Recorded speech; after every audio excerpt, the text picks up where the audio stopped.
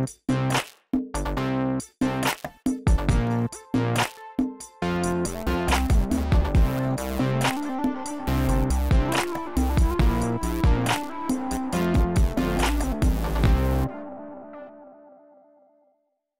everybody, it's Norm from Tested. And it's Jeremy from Tested. And we are both here on location for Oculus Connect 4 for a very special on-location episode of Projections. We're going to talk about virtual reality, Jeremy. That's right. There's a lot to talk about. A lot of Oculus news, that's for sure. Where do we start? I think let's start with talking about the news that was announced on the first day of the event. So the Oculus executive team, including CEO Mark Zuckerberg, went on stage and announced a couple products. First product is Oculus Go, which is a standalone 3-degree of freedom, rotationally tracked headset that basically competes with Gear VR. I don't know if it even competes. I mean, it is a Gear VR, you're right, but it's Oculus's own.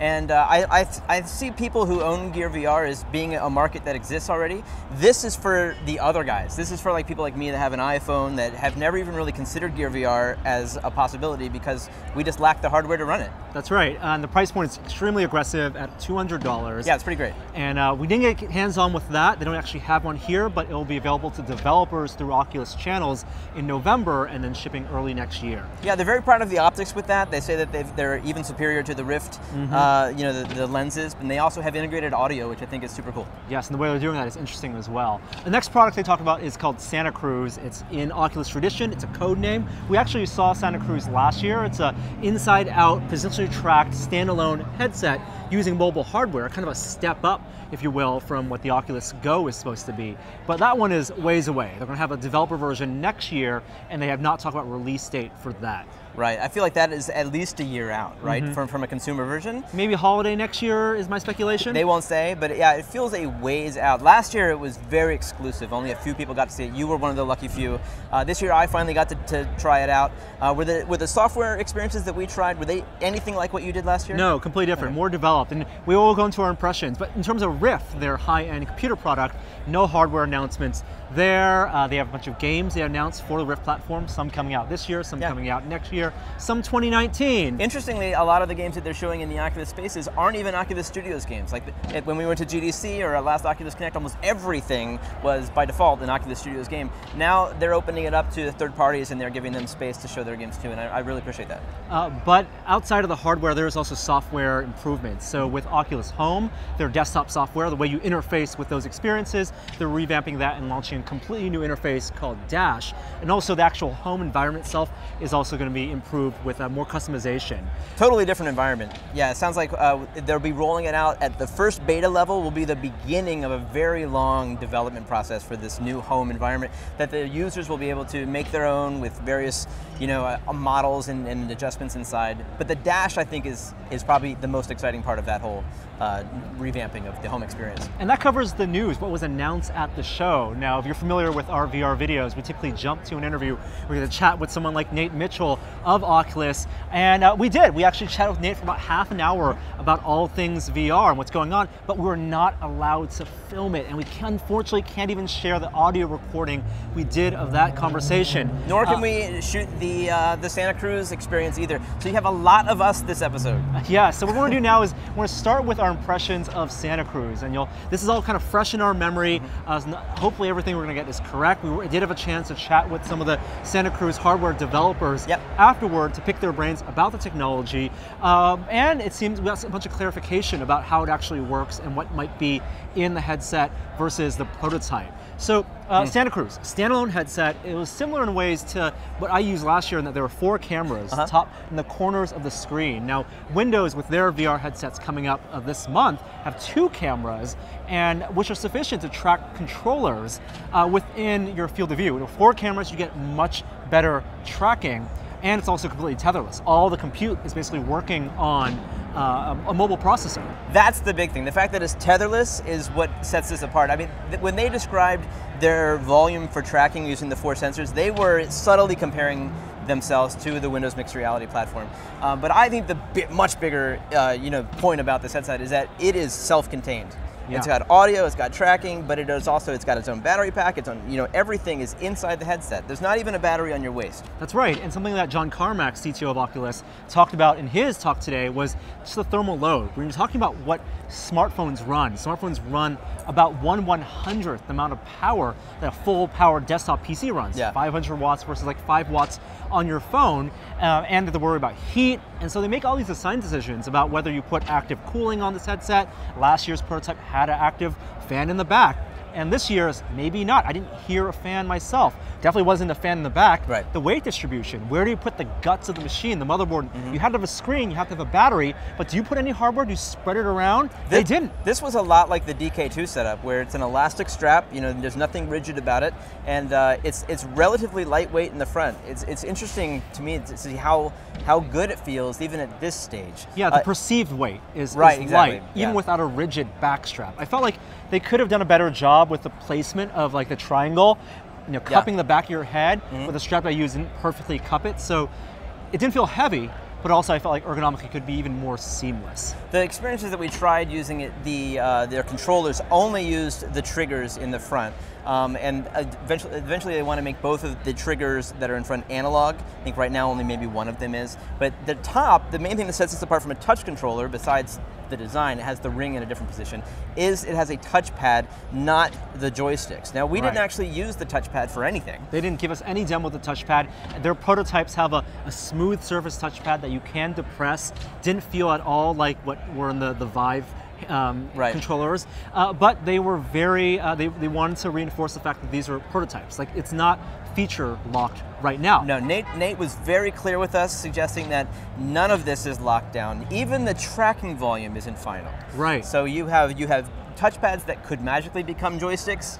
We'll wait and see. The question is, like, do they want parity with Gear VR that badly? Or do they want parity with Oculus Rift as a touch controller because they want people to port those x86 games to the ARM platform? We heard that internally in Oculus, they have Dead and Buried working on it. So it is possible, and Carmack's very optimistic about people being able to bring the core essence of any Rift product down to even the Go level. But it's going to take a lot of work, and it will take some sacrifices. And if the controllers for Santa Cruz that we saw today are an indication of the direction they're going on, it definitely feels more on the gear side than it does on the touch side.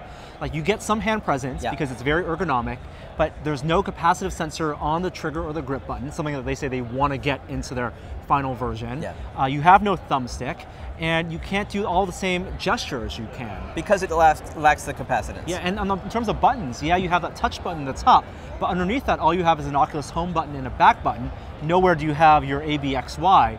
So you can't even mimic like an Xbox gamepad with this. I feel like these are things these are criticisms we might bring on a final product. Sure. But I think that what they've got working right now is a tetherless, inside-out tracked, standalone experience, and that's pretty cool. The fact that they now have brought controllers into the mix, which you didn't have last year, that's their big advancement, and they did a good job.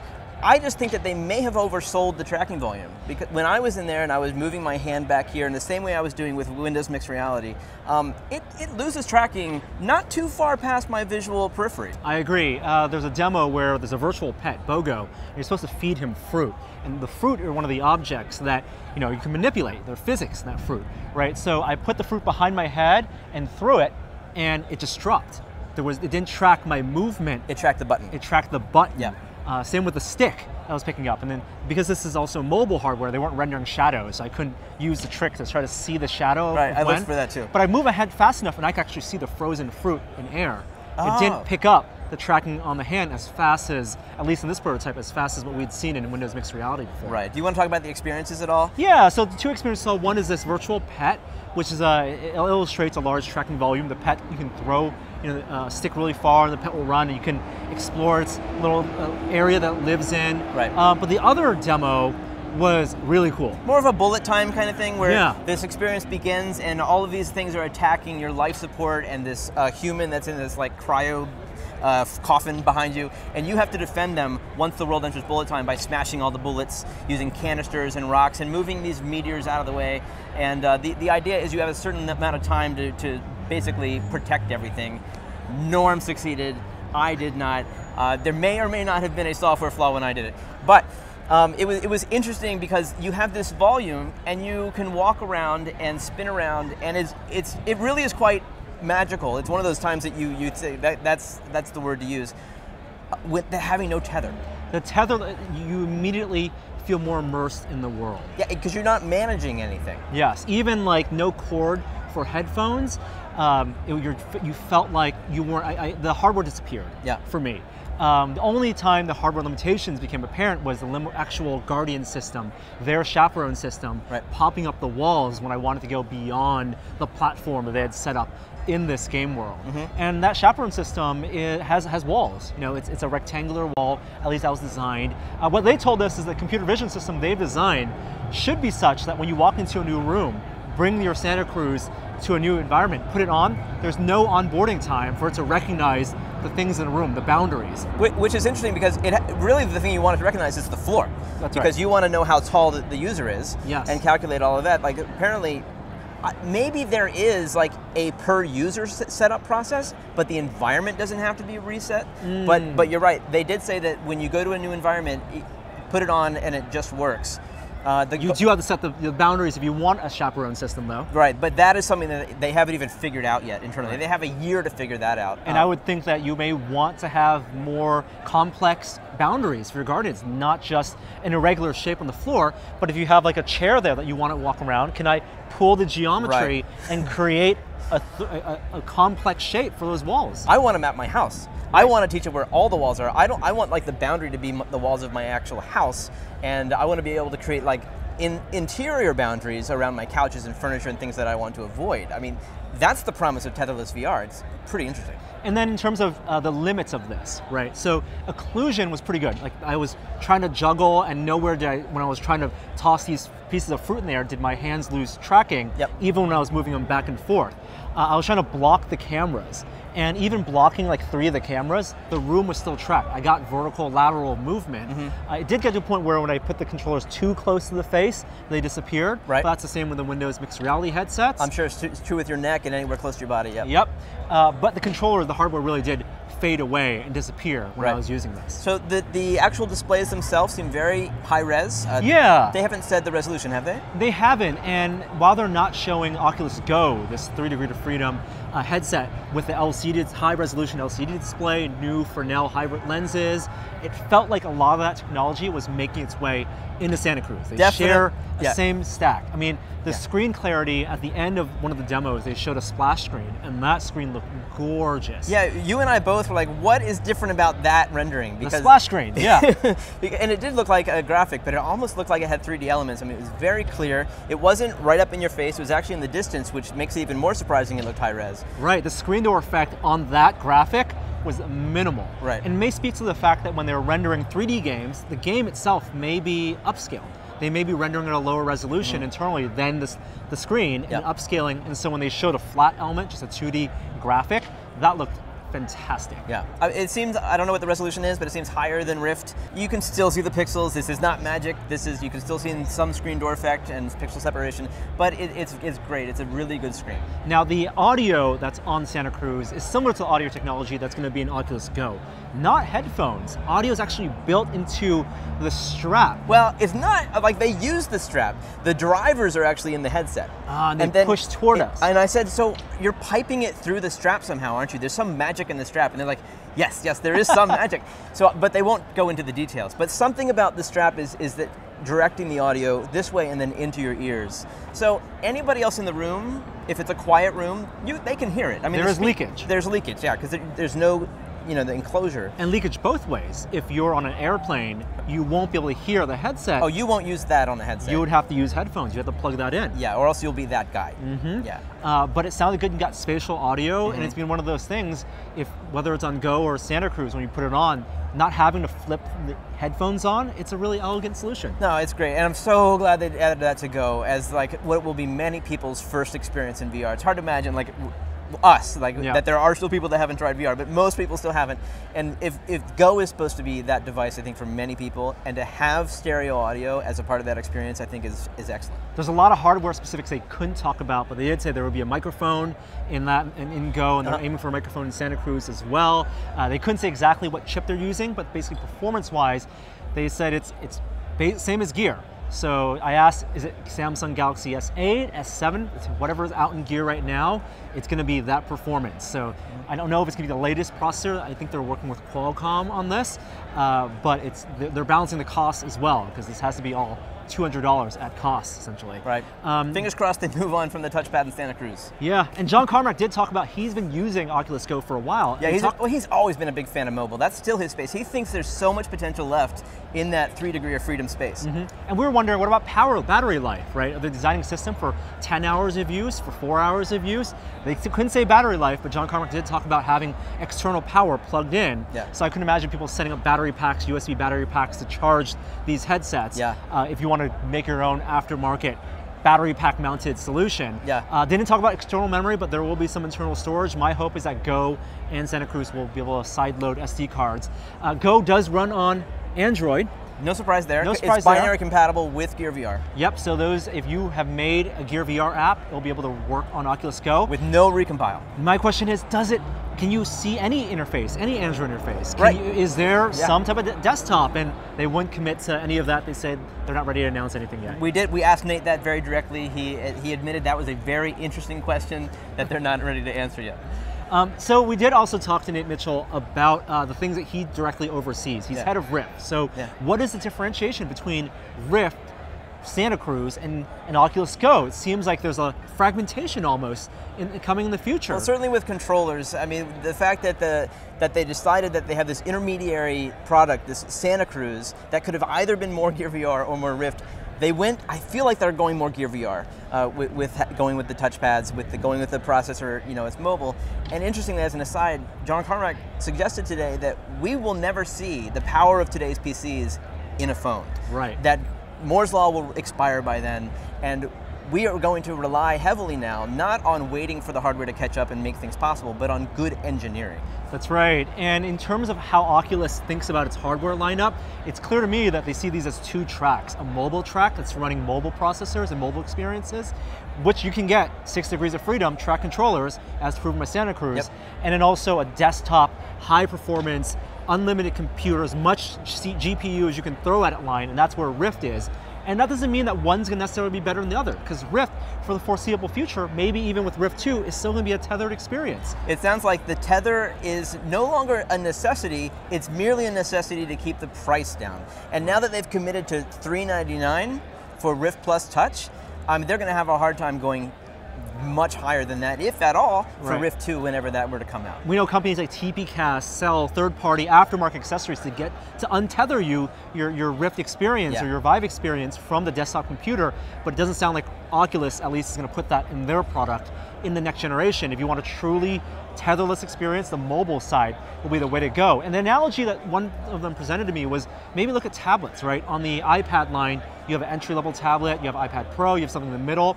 And so on the mobile VR line, maybe that's how you look at Oculus Go and Santa Cruz, and maybe something better in the future. It was hinted at that if you look at a good, better, best model, Santa Cruz might not even be the best in their product pipeline. Yeah, I'm excited for Rift 2, I think most of all. I'm a little disappointed they didn't announce that this year, because it is now almost 2 years old. Touch still only a year old, granted, but I was expecting to see something announced that we would look forward to into the next year, maybe even as far along as Santa Cruz, say it's a year out, but still something.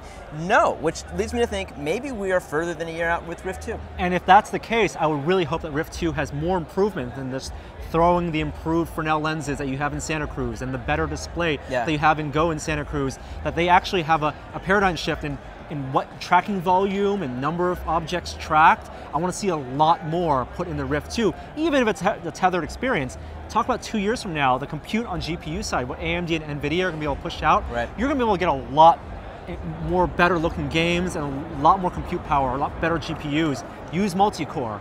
I'm still heavily in that camp. Push as much computing power as you can in the VR headsets and see what you can push the frontier to be. Now, the software experiences. I want to talk about Dash for just a little bit. Dash and the new Home. And the new Home. So those are going to be launching in beta in December, and Home is going to be the social thing. Like their dream, not yet, but their dream is to have the Ready Player One experience where you build your clubhouse, or we build a shared clubhouse, and I get to drop in, even if you're not in it, leave a note for you, and you can pop in, and it'll say, want to play a game at 6 p.m., and then we'll both log in, and we'll have avatars. Dude, that would be so cool. I mean, if I could jump into SketchUp, like a real architecture, program where I could create a real space and do that, that is nothing like what they're talking about at launch. But if that is the dream, and Nate did say that this is the beginning of something that never stops development, that they want this to continually, expand and develop. That's what I want. I want to create a very unique space. So if somebody comes to my house, they see stuff they never expected to see.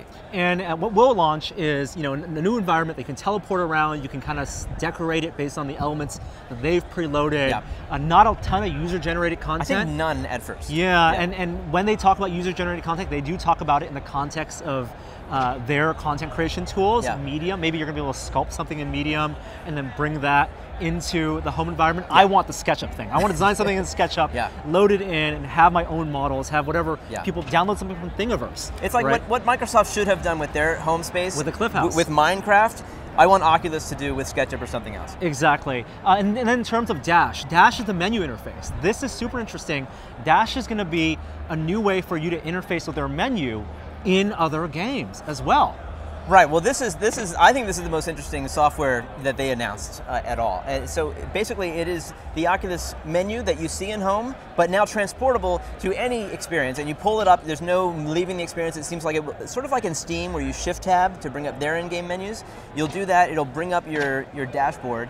And then you can launch things if you want, jump from one app to another, but more interestingly, you can grab things and pull them out into your game world and position them in what is sort of like a three-dimensional HUD that attaches to your head space so that you can still look left and right, but if you move around, it will stay attached in 3D space. Right. So you can pull up Chrome, you can pull up, Spotify, you can even pull up like a webcam feed and just have it in whatever game you're inside of, post it in your game world. Nate talks specifically about filling up like a text editor, just to be able to then drop his touch controllers and type and make notes. If you're in a game like Elite Dangerous and you're flying between star systems, you could have a YouTube video playing right there, a text editor right here, your Spotify playlist right there. I mean, that is sci-fi. Absolutely. That's the dream of an infinite desktop and multiple desktops. That's the thing. Like we've learned from people, we've talked to people who do big screen, we've looked at virtual desktop, and all these guys struggle with creating more desktops than you have physically on your PC. And that's a limitation of Windows 10. Yeah. Like unless you actually have 4 monitors plugged into your graphics card, you can't actually have 4 virtual monitors easily, but apparently Oculus has worked with NVIDIA and AMD to make that happen. Yeah, so that you can basically have any app that you're running pulled out and then stretched to whatever size you want. I mean, if you want to have as big as a movie screen, you can stretch it out that big, and now home is, a movie house. Right, and something I was curious about is how does DPI work? Like if I have a screen running at 4K, a 4K monitor, my DPI is extremely high. When I pull that virtual desktop into Dash, is everything super tiny? Do I have to maximize that to make it usable? Or can I customize the resolution, the screen resolution of these virtual desktops? Yeah, or is there a performance hit? Absolutely. Yeah. And also full screen apps. Like Spotify, yes, works, but I don't want the desktop Spotify running in a virtual. I want a specialized VR version of Spotify that has just as a playlist, big buttons, I don't have to use a keyboard. How quickly you're disappointed.